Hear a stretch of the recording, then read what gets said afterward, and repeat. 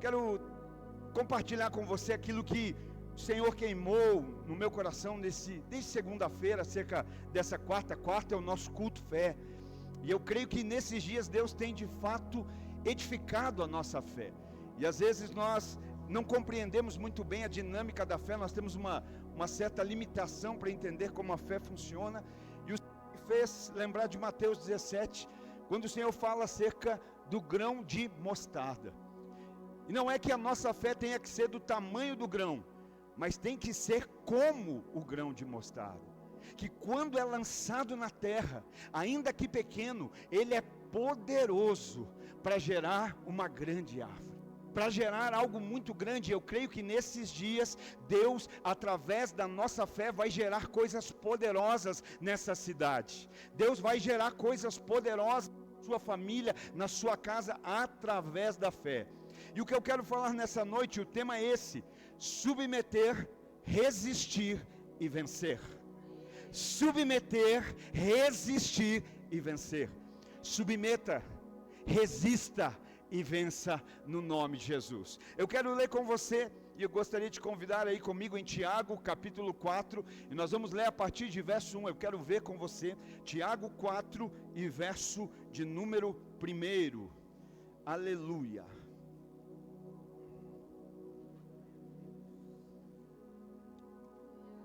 Glória a Deus, graças a Deus. Tiago 4, verso 1 diz assim: de onde vêm as guerras e contendas que há entre vocês? Não vêm das paixões que guerreiam dentro de vocês? Vocês cobiçam coisas e não as têm, matam e invejam, mas não conseguem obter o que desejam. Vocês vivem a lutar e a fazer guerras, não têm porque não pedem. Quando pedem, não recebem, pois pedem por motivos errados, para gastarem seus prazeres. Adúlteros, vocês não sabem que a amizade com o mundo é inimizade com Deus? Quem quer ser amigo do mundo, faz-se inimigo de Deus. Ou vocês acham que é sem razão que a Escritura diz que o Espírito que Ele fez habitar em nós tem fortes ciúmes? Mas Ele nos concede graça maior. Por isso, diz a Escritura, Deus se opõe aos orgulhosos, mas concede graça aos humildes. Portanto, submetam-se a Deus, resistam ao diabo, e ele se afastará de vocês. Pecadores, limpem as mãos, e vocês que têm a mente dividida, purifiquem o coração, entristeçam, lamentem e chorem, troquem o riso por lamento e a alegria por tristeza, humilhem-se diante do Senhor e Ele os exaltará. Amém. Você pode dizer glória a Deus pela palavra? Sabe, querido, a vida cristã, muito ao contrário do que nós pensamos, ou que muitos de nós pensamos, a vida cristã não é férias. A vida cristã, na verdade, é uma guerra.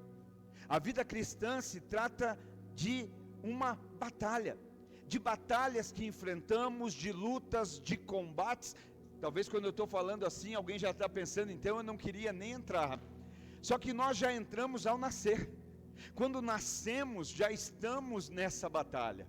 O que vai acontecer é no decorrer do tempo, nós precisamos escolher o lado que nós vamos nos posicionar.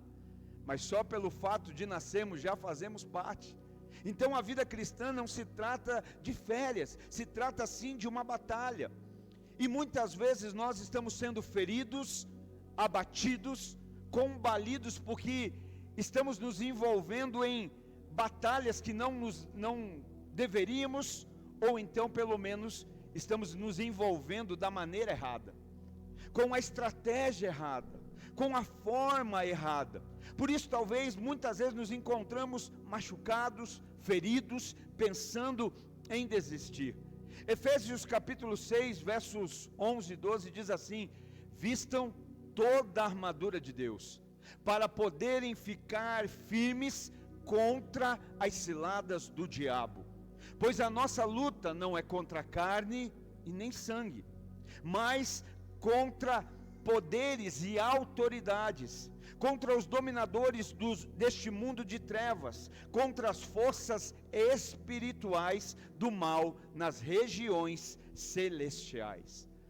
Aqui em Efésios, Paulo falando, a igreja em Éfeso está falando da armadura de Deus, que o cristão precisa se revestir dela, e ninguém se reveste de uma armadura dessa para ir passar um tempo de férias, ninguém se reveste de uma armadura dessa para um tempo de relaxamento.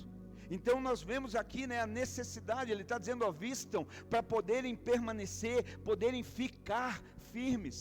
O que é a armadura de Deus? Cinto da verdade, couraça da justiça, calçado aos pés o evangelho da salvação, o escudo da fé, o capacete da salvação, a espada do Espírito.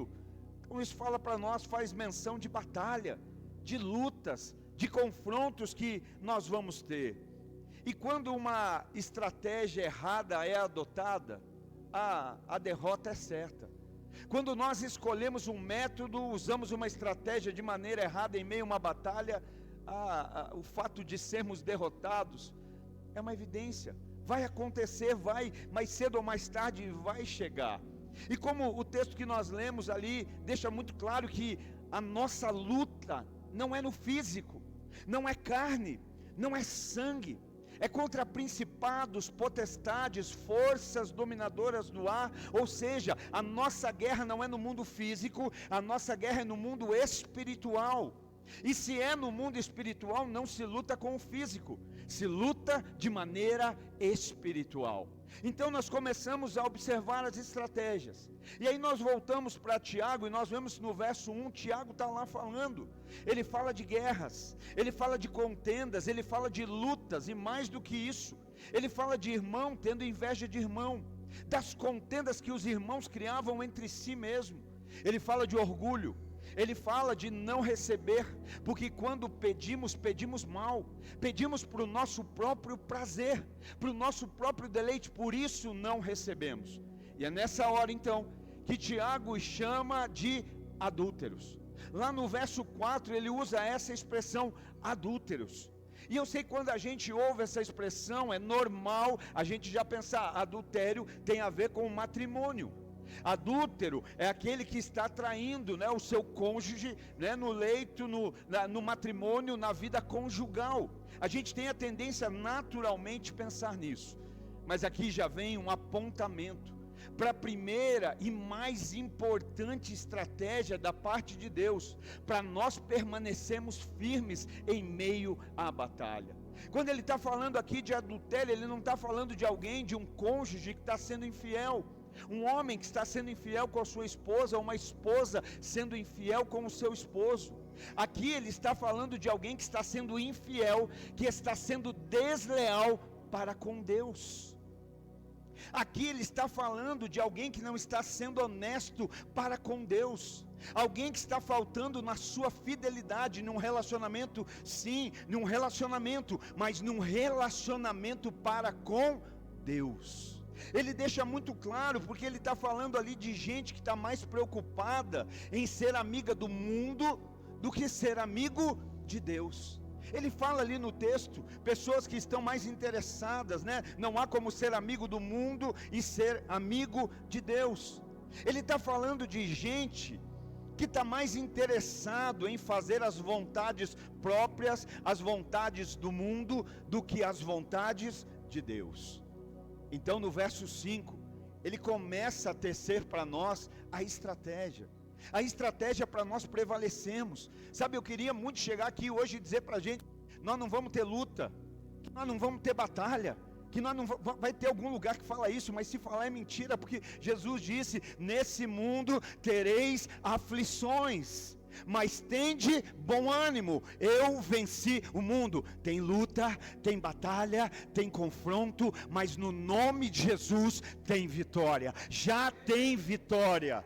E aqui no verso 5, então ele começa a tecer para nós isso, e ele começa dizendo, então, olha lá, a gente precisa entender isso, a gente precisa, no verso 5 não, perdão irmão, verso 7, o verso 5 ele ainda vai falar que Deus resiste, que Deus resiste ao orgulhoso. Quando a gente vai estudar essa raiz dessa palavra resistir, fala de se opor. E esse se opor fala de uma linguagem militar. Sabe o que está dizendo? Que Deus fica contra o orgulhoso. O se opor, o resistir, significa o orgulhoso de um lado e Deus do outro.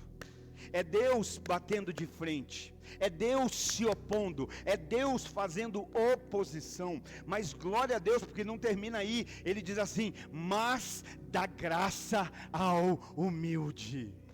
Deus resiste ao orgulhoso, sim, mas dá graça àquele que é humilde. Então Deus resiste ao insubmisso, Deus resiste ao orgulhoso, Deus resiste, àquele que não se sujeita. Então tem gente que já está entrando para o campo de batalha assim, sabendo que Deus está resistindo. Irmão, quem entra numa batalha com Deus se opondo, não entra para perder, já entrou perdido. Quem entra numa batalha sabendo que Deus vai se opor, sabendo que é Deus quem se opõe, não entra para perder nada, já perdeu tudo, já entrou perdido. Mas ainda bem que Ele dá graça ao humilde. E até o fim dessa mensagem nós vamos quebrantar, nós vamos se humilhar, e a graça de Deus já está transbordando sobre nós, no nome de Jesus. Então é no verso 7, de fato, e corrijo, que agora ele começa a tecer acerca da estratégia, acerca da direção para nós prevalecermos. Então no verso 7 ele diz: portanto, submetam-se a Deus.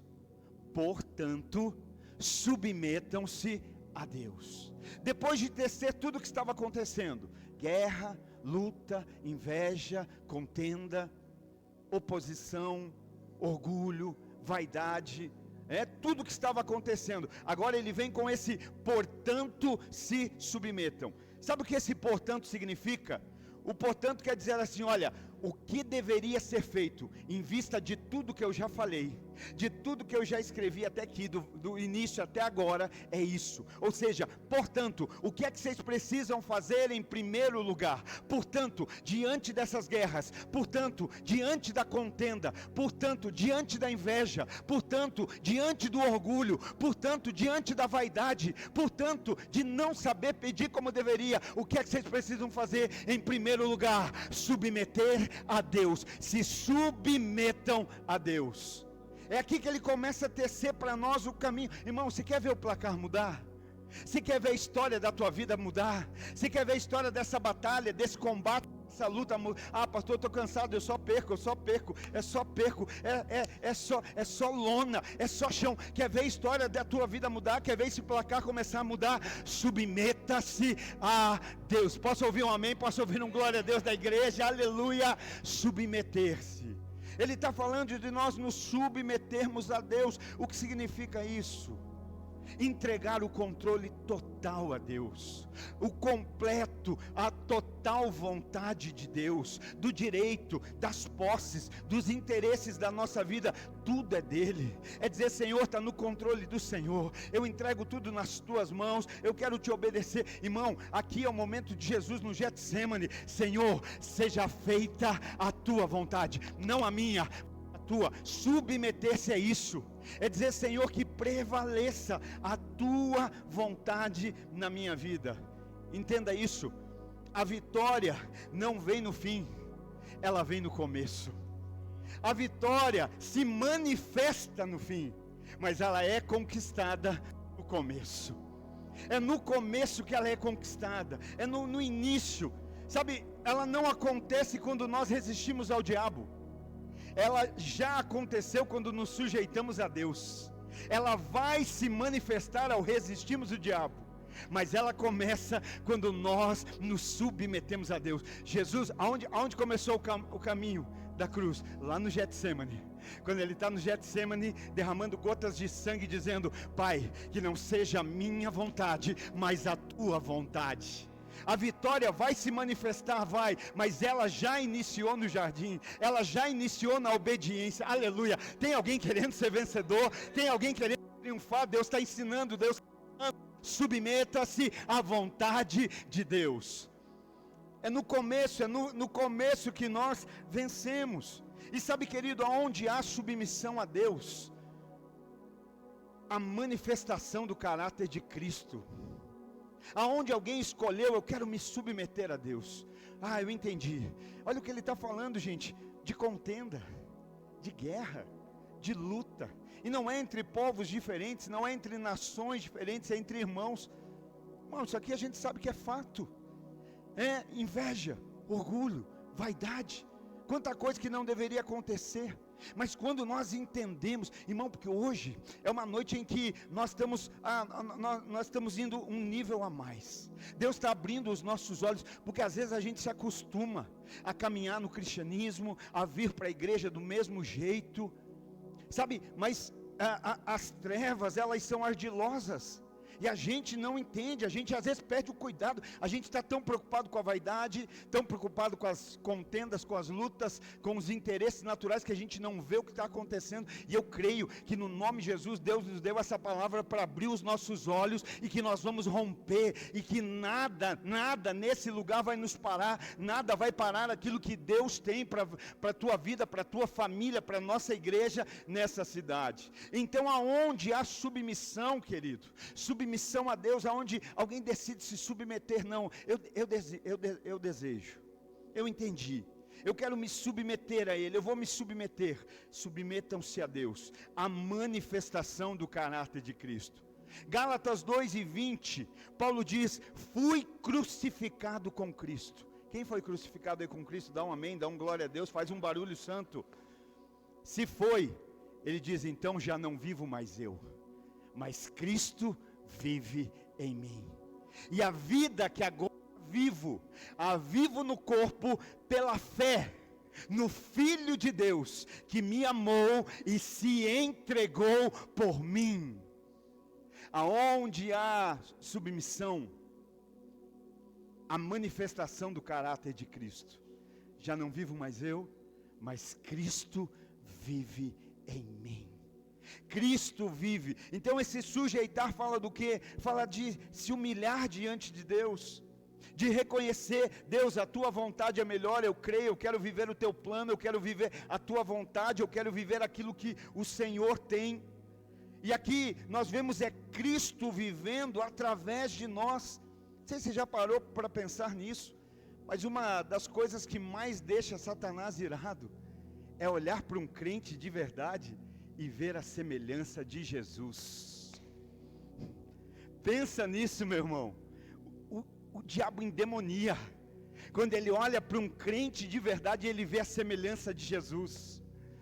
Pensa nisso. E o que é que ele quer fazer? Ele tenta de todas as formas deturpar. Ele tenta destruir essa imagem. Ele não suporta. Então ele tenta desconfigurar essa imagem. Quando nós decidimos nos sujeitar, eu vou me sujeitar, não é pela metade, não é uma parte, é por inteiro. Senhor, eu quero viver tudo em conformidade à tua vontade. Não é adaptar, não é colocar na nossa vida, é entregar a nossa vida à vontade de Deus. E quando nós decidimos viver assim, o caráter de Cristo começa a se manifestar através de nós, porque nós decidimos viver o que Deus tem. Então agora, quando o diabo olha para nós, ele vê Cristo, ele olha para a nossa vida e vê a semelhança de Cristo. E aí o que é que ele faz? Ele vai fazer o que fez com Adão e Eva. Ele vai sugerir algo, ele vai te dar uma ideia, ele vai te dar uma direção, porque ele não pode te obrigar a fazer nada. O máximo que ele pode fazer é sugerir. Então ele vai sugerir: olha, faça algo, diante dessa situação, faça isso, diante dessa situação, faça aquilo, tome essa atitude. Ou seja, ele vai dar uma sugestão de desobediência a Deus, para deturpar essa imagem, para denegrir, para desconstruir essa imagem. Olha lá, como é que um Deus tão bom te impede de comer uma fruta assim tão saborosa? Como é que um pai que te ama te impede de... Como é que Jeff, pensa lá, como é que um pai que te ama só vai deixar você ter relação depois do casamento? Vai ficar privando, né? Vai dando sugestão, vai sugestionando. Olha, vai, né? Pensa nisso. Aí a Eva olha, admira, pensa, peca, cai, perde a imagem, perde a semelhança, porque não está em Deus o pecado. Não está em Cristo a desobediência. E naquele momento, né, o que acontece? A deturpação dessa imagem. Então ele vem primeiro com a sugestão: olha, para que obedecer? Para que fazer certinho? Para que falar a verdade? Para que ser honesto? Para que ser fiel? Para que? Para que, né, agir dessa forma? E sabe o que acontece? Ele mesmo que sugere, é o mesmo que depois vai te acusar. É o mesmo que dá a sugestão para você desobedecer. É ele que vai dizer: está vendo? Cristo não faria isso. Cristo não desobedeceria. Cristo não deixaria de ser fiel. É o mesmo que sugere que você erre. É aquele que te aponta depois do erro. É aquele que traz a acusação por ter errado. Então entenda, qual é o primeiro ponto? A submissão a Deus nos leva a uma vida que vai manifestar o caráter de Cristo. Eu quero declarar em nome de Jesus, 160 mil habitantes de Araucária que precisam conhecer a Cristo, e Deus deseja que seja através da vida de cada um de nós, manifestando o caráter de Cristo por onde formos. Alguém pega essa palavra? Faz sentido isso? Você pode dar um glória a Deus, você pode oferecer um aplauso a Jesus, porque Ele é fiel, e nós vamos sim caminhar em obediência, manifestando o caráter de Cristo. Segundo ponto, uma vida de submissão a Deus nos livra de uma vida de acusação. O diabo sugere, e é o próprio diabo que vai nos acusar. Quando decidimos andar, né, em submissão, em obediência, né, isso vai nos levar a uma vida que manifesta Cristo, que vai revelar a Cristo às pessoas, mas também nos livrar de acusação. Romanos 8 e verso 1 diz: portanto, agora já não há condenação para os que estão em Cristo Jesus. Portanto, não há condenação, né? Mas para quem não há condenação? Para um grupo de pessoas que está fazendo isso ou aquilo? Para um grupo de pessoas que está se esforçando para fazer algo? Por um grupo de pessoas que decidiu seguir uma lista de regras? Não, não é para pessoas que não estão fazendo ou estão fazendo algo, mas é acerca de pessoas que estão em alguém. Não é sobre o que você faz, é em quem você está. Aqueles que estão em Cristo Jesus, nenhuma condenação há. E aí nós voltamos para o primeiro, porque se estamos submissos a Deus, Cristo se manifesta através de nós, o caráter de Cristo está se manifestando através de nós. Qual acusação pode se ter? Qual acusação? Então, para aqueles que estão em Cristo, são justificados em Cristo. Por que não há condenação? Porque estes agora em Cristo não vivem de práticas ou esforços naturais, mas vivem pela graça em Cristo Jesus, pela graça no sacrifício de Cristo, pela qual também já não vivemos mais pelos nossos desejos naturais. Agora nós vivemos pela graça em Cristo nós vivemos, em Cristo nós existimos. Consegue entender? Gálatas 2, é Cristo vivendo em nós. Romanos 8:1, é nossa vida em Cristo, porque não há condenação para quem? Para aqueles que estão em Cristo. Então Gálatas 2, é Cristo vivendo em nós. Já não vivo mais eu, mas Cristo vive em mim. Romanos 8:1, é a nossa vida agora em Cristo. E aqui que você pensa, então agora fechou, porque agora não tem mais batalha, agora não tem mais luta, Cristo vive em mim, já não vivo mais eu, nenhuma condenação então agora é férias, pastor. Não é bem assim. Agora nós vamos ao terceiro ponto. Uma vida de submissão a Deus não nos livra das lutas. Uma vida de submissão a Deus não vai nos livrar das lutas, mas vai nos dar estratégias para prevalecermos em todas elas. Uma vida de submissão não vai nos eximir das batalhas da vida, elas virão, mas essa vida de submissão vai nos dar estratégia, força, graça, poder para prevalecermos apesar e aquém de qualquer batalha. Nós vamos além. Romanos capítulo 8 que lemos agora, o verso 31, um pouco mais à frente, Que diremos, pois, diante dessas coisas? Se Deus é por nós, quem será contra nós? E como nós gostamos desse versículo, como nós nos apegamos. Se Deus é por nós, quem será contra nós? Verso 32, aquele que não poupou ao seu próprio filho, mas o entregou por todos nós, como não nos dará juntamente com ele de graça todas as coisas? Quem fará acusação contra os escolhidos de Deus? É Deus quem os justifica. Quem os condenará? Foi Cristo Jesus quem morreu e mais, que ressuscitou e está à direita de Deus e também intercede por nós. Quem pode nos separar do amor de Cristo? Será a tribulação, ou a angústia, ou a perseguição, ou a fome, ou nudez, ou perigo, ou espada, como está escrito: por amor de ti enfrentamos a morte todos os dias. Meu Deus, quem pode nos separar do amor de Cristo?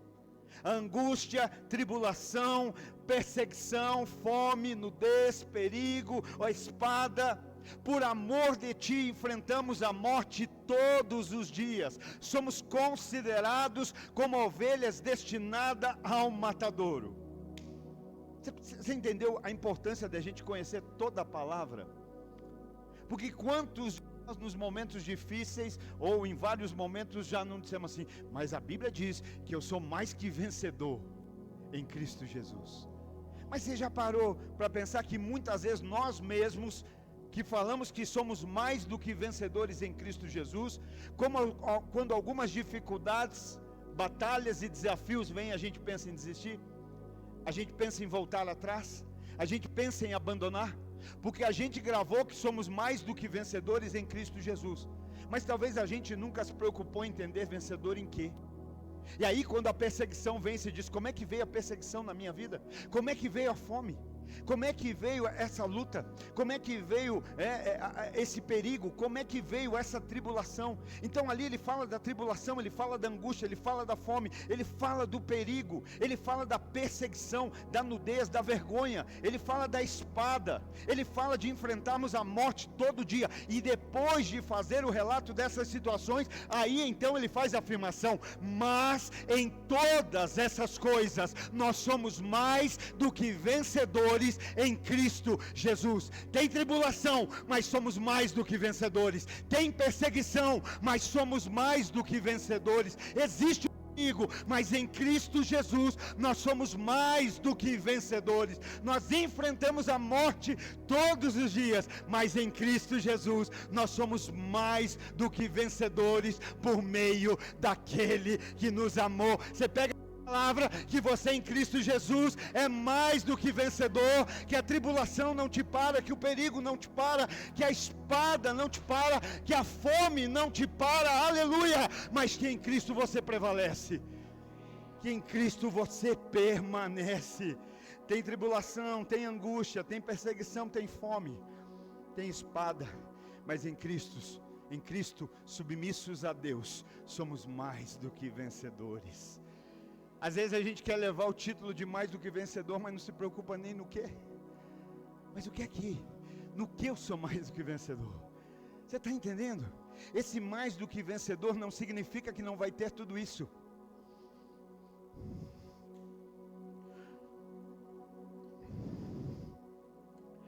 Esse mais do que vencedor não significa que não vai ter luta, que não vai ter perseguição, que não vai ter tribulação, que não vai ter fome, que não vai ter angústia. Não significa. Esse mais do que vencedor só significa como as coisas acabam, como elas terminam. Eu não sei se você já pensou nisso, mas eu penso constantemente. As lutas que nós enfrentamos são covardes.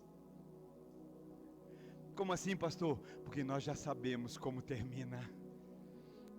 Nós já sabemos como termina, nós já sabemos em Cristo como vai acabar. Você está entendendo? Hoje vira uma chave se você pegar isso aqui de verdade, porque se você sabe como termina, você já não deixa mais se abater enquanto passa. Você não chegou no fim, mas não é sobre como está, é como vai terminar. Pastor, mas está difícil, ok, eu entendo, mas não é o fim, é assim que acaba, você está passando, o fim nós já sabemos, em Cristo Jesus, nós somos mais do que vencedores. Como não glorificar? Como não se alegrar? O choro pode durar uma noite, mas a alegria vem pela manhã. Eu sei como vai terminar, eu sei como acaba. Por isso você precisa abraçar isso, submeter-se a Deus, submisso a Deus, manifestar o caráter de Cristo. Não é sobre o que a gente passa, é como a gente passa. Falei aqui esses dias num culto de quinta. Um dia desse minha esposa falou, depois dá um alô pro fulano, que o fulano, depois de tanto tempo de empresa, foi mandado embora. Irmão, a gente fica feliz sendo mandado embora? É claro que não. Ainda mais num momento desse, né? Num quadro desse, ser mandado embora. Eu falei, meu Deus, orei antes de ligar. Falei, Deus, me dá graça. O que é que eu vou falar para o irmão? Aí liguei, falei, não liguei, mandei um áudio. Ei, meu irmão, como é que tá? E como é que vai as coisas aí? E fiquei esperando a resposta. Poxa, fiquei sabendo que você foi desligado da empresa. Daqui a pouco ele mandou, pastor, é verdade, mas está tudo bem, glória a Deus. É até bom porque eu vou descansar uns dias, já tem gente me chamando para outro emprego, mas eu nem vou agora, eu vou descansar, que eu quero ir mais nos cultos agora. Hoje de manhã de tarde alguém me manda um áudio, pastor, meu carro queimou o cabeçote do motor. É prejuízo, irmão. É gasto, e ninguém se planeja para isso, porque o carro não avisa que vai quebrar. E normalmente ele quebra quando a gente menos podia que ele quebrasse. A gente nunca pode, mas tem hora que parece que ainda é pior. E a irmã mandou, eu só queria compartilhar que meu carro queimou junto o cabeçote. Eu falei, ai Jesus. E ele falou, mas eu só estou mandando para dizer que do mesmo jeito hoje à noite eu estou aí, louvando, celebrando e adorando o nosso Deus. Porque não é o que a gente passa, mas é como a gente passa. Nós sabemos como vai acabar, nós sabemos como vai terminar. O carro vai passar, o emprego vai passar, tudo vai passar, mas as palavras de Deus vai permanecer. E é sobre ela, é sobre ela, é sobre ela, é sobre ela, é sobre ela, aleluia!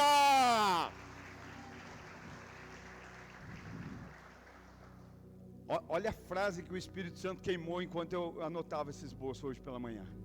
Satanás não respeita o crente que a gente parece ser.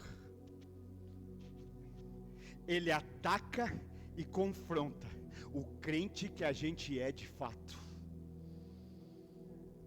Eu estou com a Bíblia debaixo do braço, dando glória a Deus e aleluia dentro da igreja. Mas ele não respeita o crente que a gente parece ser. Ele confronta e combate o crente que a gente é de verdade. Pastor, você está dizendo isso para eu ter medo do diabo? Não, eu estou dizendo isso e quase implorando para você temer ainda mais a Deus. Tema, não é sobre ter medo do diabo, não, é sobre temer a Deus, porque quanto mais você teme a Deus, se tiver alguém que tem que ter medo agora é o diabo de você, quando ele sabe quem você é em Deus. Não é para ter medo dele, é para temer ao Senhor, é para se submeter a Deus. E aqui ele vai para a segunda parte da estratégia, no verso 7, depois de dizer se submetam a Deus, agora o que ele diz? Agora resista ao diabo. Sabe por que tem um monte de crente caindo? Porque está querendo resistir ao diabo sem submeter a Deus. Fica andando nos meios que não devia, que não, né? Aqui ó, não precisa nem ser físico, às vezes é virtual. Não, eu estou resistindo. Não, irmão. Se nós não estivermos submissos a Deus, não há como resistir, não há. O primeiro passo é o que? É submeter a Deus, é agora sim, agora resista ao diabo. Resistir na Bíblia significa oposição, não ceder, lutar, lutar contra, defender de alguma força ou influência. Irmão, tem como a gente lutar sem estar submisso a Deus? Tem como a gente defender um lar, uma casa, sem defender a Deus? Salmo 128, bem-aventurado é o homem que teme ao Senhor e anda nos seus caminhos. Comerá do fruto do seu trabalho, será feliz e próspero. A sua mulher será como a videira frutífera dentro do lar, e os filhos como a oliveira, como brotos da oliveira. Uma casa abençoada, um lar abençoado, amém? Eu quero declarar que a tua casa é uma bênção, que o teu lar é abençoado, que é um pedacinho do céu, que é o lugar onde eu tenho prazer de estar. Mas tudo começa onde? Em um homem que teme ao Senhor. Bem-aventurado é o homem que teme ao Senhor. O que é temer? Se submeter. A melhor opinião para o nosso lar é de Deus. A melhor direção para a nossa família é a de Deus. Não há outra. A melhor instrução para a nossa vida é a do Senhor. Aí sim, então nós vamos resistir, nós vamos nos opor, nós vamos lutar, nós vamos poder proteger, nós vamos poder defender, nós vamos ser como um Samar. Aleluia. Nós vamos pegar na espada, e alguém está dizendo: olha, os inimigos estão vindo para pegar teu campo de lentilha, para pegar tua família. Tem gente dizendo: essa família não tem mais jeito, essa família já era, já acabou, é separação, os filhos estão perdidos nas drogas. Você vai dizer: não, eu vou defender, eu vou me posicionar, e ninguém vai me tomar esse campo de lentilha. Eu vou lutar até o final, eu vou defender, porque eu sei de onde veio esse campo, sei quem me deu esse campo, eu sei o valor que ele tem. Posicionamento, submisso a Deus, se posicionar. Efésios capítulo 4, verso 26. Porque a gente precisa resistir, irmão, submeter-se a Deus, mas resistir ao diabo depois disso. E aqui que vai vir as provas. Quando vocês ficarem irados, tem alguém aqui que se ira? Não fala. A Bíblia não diz que o pecado é se irar. O pecado é aquilo que a gente faz a partir da ira. Irei, mas não pequeis. E ele está dizendo aqui, ó, quando vocês... Eu acho lindo, né? Paulo não está dizendo assim: ô meus queridos, se por acaso em algum dia, em algum momento vocês ficarem irados. Não, ele está dizendo quando. Sabe o que significa quando? Que você vai ficar, que você já ficou e que vai ficar de volta. E quando ficar, é aí que eu preciso saber o que fazer. Quando vocês ficarem irados, não pequem. Apaziguem a sua ira antes que o sol se ponha, e não deem lugar ao diabo. Você está entendendo? Paulo está dizendo que como nós lidamos com a ira é uma das formas da qual nós resistimos ao diabo. Quando você se ira, o que é que se sente?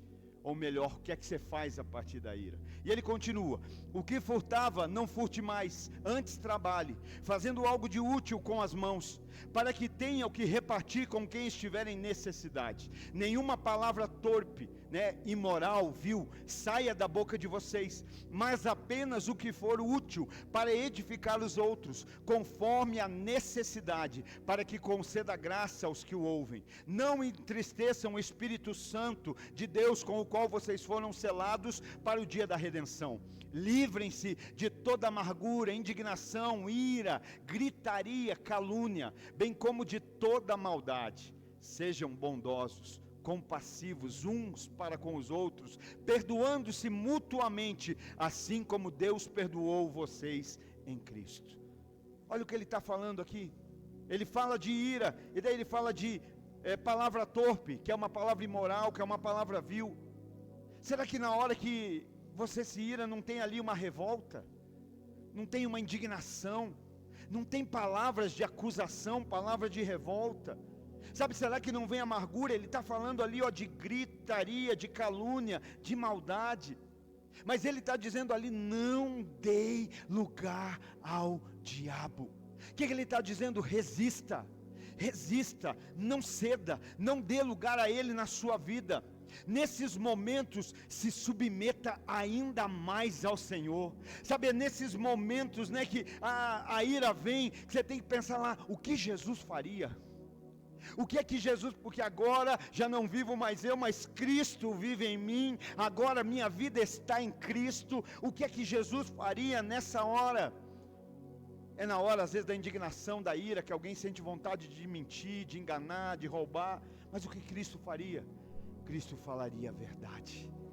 Cristo seria honesto. Cristo faria a coisa certa. Para nós pensarmos e irmos para o fim e orarmos. Deus está dizendo, Tiago, o pastor Tiago, o apóstolo Tiago dizendo ali, olha, submetam-se a Deus, resistam ao diabo. E qual é o resultado? E ele fugirá de vós. Tem crente que se submete ao que não deveria se submeter, e resiste o que não deveria resistir. E aí, em vez de pôr para fugir, vive fugindo. Mas em nome de Jesus, acaba a trajetória de fuga de alguém aqui nessa noite. É noite de se submeter completamente, até porque os planos que Deus tem para você são infinitamente melhores do que os teus. Os caminhos dele são mais altos, os pensamentos dele são mais altos. Então ele está dizendo, submeta-se a Deus, resista ao diabo, e o inimigo vai fugir de você. A batalha vai ser ganha, porque o confronto vai ser anulado, ele vai fugir. Sabe, ajuste hoje a estratégia, e veja a sua vida mudar de fato. Até quando vai ficar fugindo? Até quando vai ficar se escondendo? Até quando vai ficar com medo? O que eu disse no início hoje aqui é culto fé, e a nossa fé precisa ser como um grão de mostarda, poderoso, poderoso, poderoso, que vai gerar frutos. Então ajusta hoje a estratégia, muda a estratégia. Talvez você está lutando no espiritual de maneira física, e no espiritual não se luta de maneira física. No espiritual não conta quão forte você é no braço, no intelecto, não, irmão, esquece. Isso é para cá, ó. Aqui, no espiritual, nós lutamos de maneira espiritual. Hoje o histórico de derrota pode ser transformado em vitória. Quem crê nisso? Hoje o histórico pode mudar. Eu quero ler com você Deuteronômio capítulo 28, verso 1, que diz assim, quero que você veja comigo. Se vocês obedecerem fielmente ao Senhor.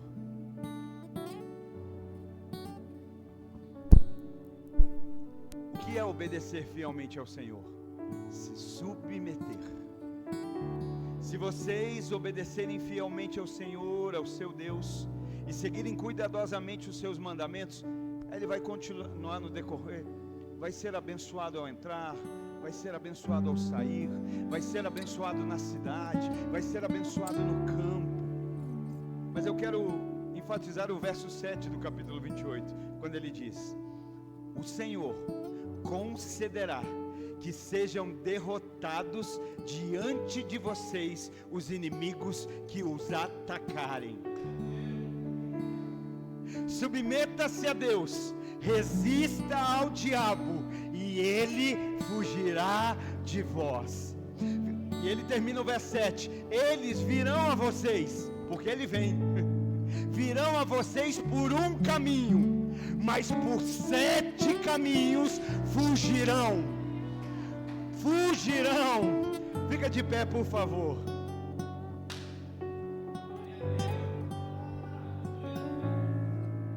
Você pode sair daqui hoje para viver uma vida de triunfo, de vitória. Volto a dizer, não é ausência de guerra, não. Tem gente que não estava avançando, tem gente que estava que nem o Israel diante do Golias. O Golias para na frente de Israel e começa a afrontar.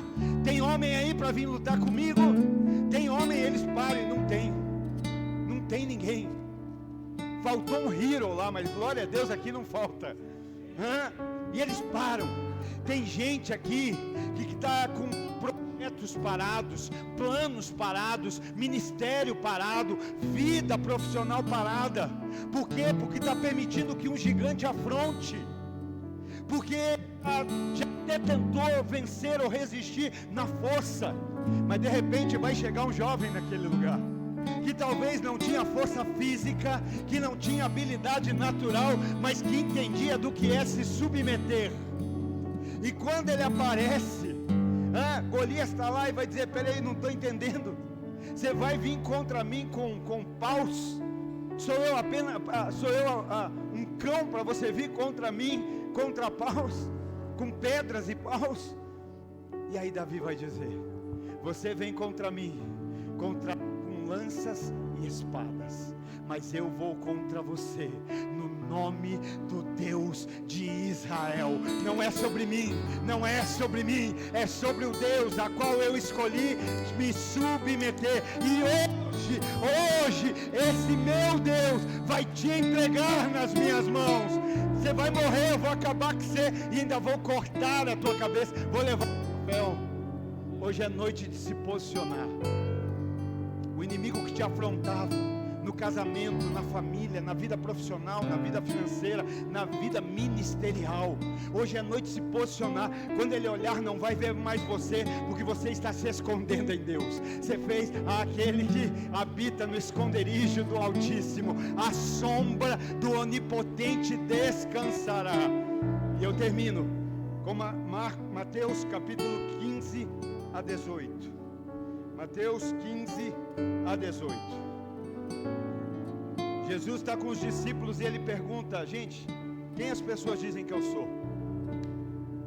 E eles vão dizer: as pessoas dizem que você é um profeta, Elias, Jeremias. E aí ele muda a pergunta: e vocês? Perguntou ele: quem vocês dizem que eu sou? Simão Pedro respondeu: tu és o Cristo, o Filho do Deus vivo. Tu és o Cristo. Jesus responde: feliz é você, Simão, filho de Jonas, porque isso não foi lhe revelado por carne ou sangue. Está vendo essa revelação que você teve e que vai virar uma chave na tua vida, que te faz reconhecer quem eu sou e a partir disso você saber quem você é em mim? Isso não veio da tua carne, isso não veio do sangue, isso não vem do que é físico, isso não vem do que é natural, mas vem do meu Pai que está nos céus. Por isso eu te digo que você é Pedro. Olha, você é Pedro. Ele pergunta: quem eu sou? Tu és o Cristo, Filho de Deus vivo. Não foi a carne e sangue que te revelou, mas meu Pai que está no céu. E agora a partir de eu te digo: você é Pedro, fragmento de rocha. E aí Jesus agora muda e Jesus fala: mas sobre esta pedra, Jesus, edificarei a minha igreja. A pedra não é Pedro, a pedra é Cristo. Tu és Pedro, mas sobre esta pedra edificarei a minha igreja, e as portas do inferno não prevalecerão contra ela. A verdadeira igreja é aquela que está edificada sobre Jesus, e é sobre essa igreja que o Hades não prevalece. Que nós hoje sejamos essa igreja edificada sobre Cristo, edificada sobre Jesus, submissas a Deus, resistindo ao diabo e vendo ele bater retirada em nome de Jesus. Pai, nós louvamos o teu nome nessa noite. Pai, nós queremos nos pôr